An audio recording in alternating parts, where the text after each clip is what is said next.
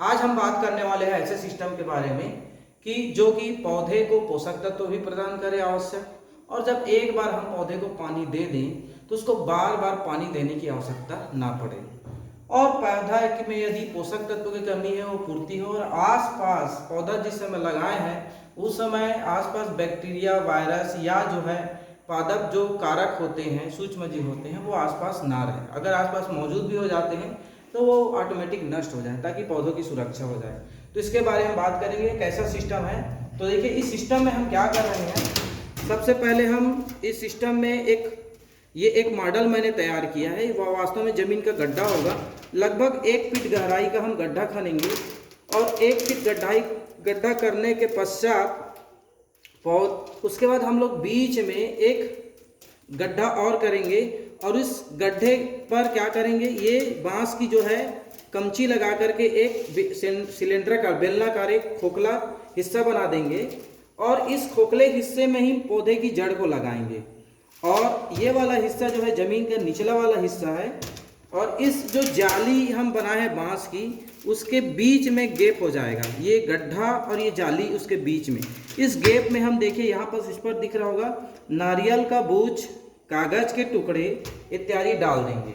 अब जब हमको पौधा लगाना होगा तो हम क्या करेंगे कि पौधे को बीच जो बांस की जाली है उसके अंदर रखेंगे, और इस पर जो है मिट्टी की सहायता से हम इसको ढक देंगे। इस प्रकार से जहाँ तक जड़ें हैं वहाँ तक हम इसको ढकेंगे।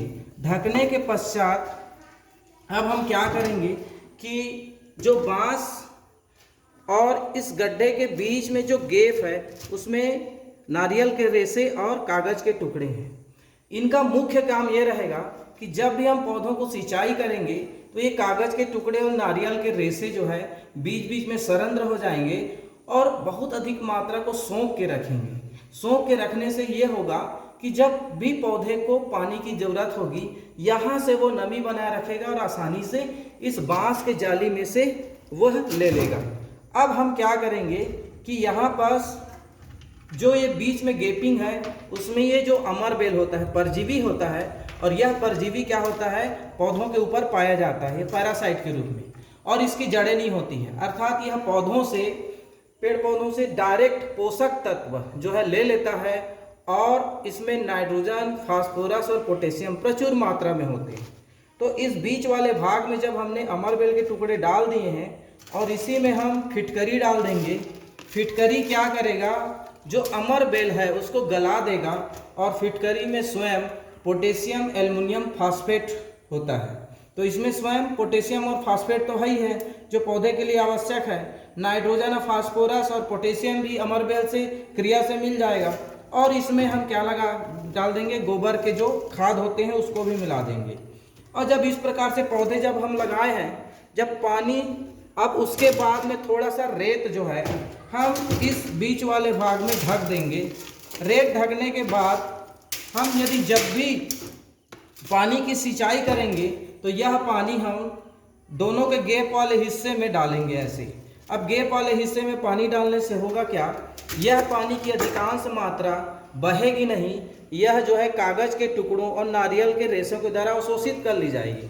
अवशोषित करने के बाद में फिटकरी और यहाँ पर अमरबेल है उसके बीच रासायनिक क्रिया होगी, उसको छोटे छोटे अवयव में तोड़ देगा। अर्थात यहाँ पर पौधे को पोटेशियम, नाइट्रोजन, फास्फोरस जो पोषक तत्व है वो भी मिला हुआ है।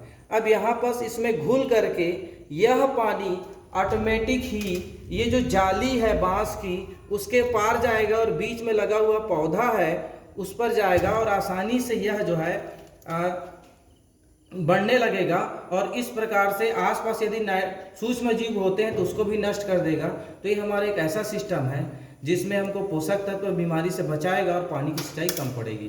धन्यवाद।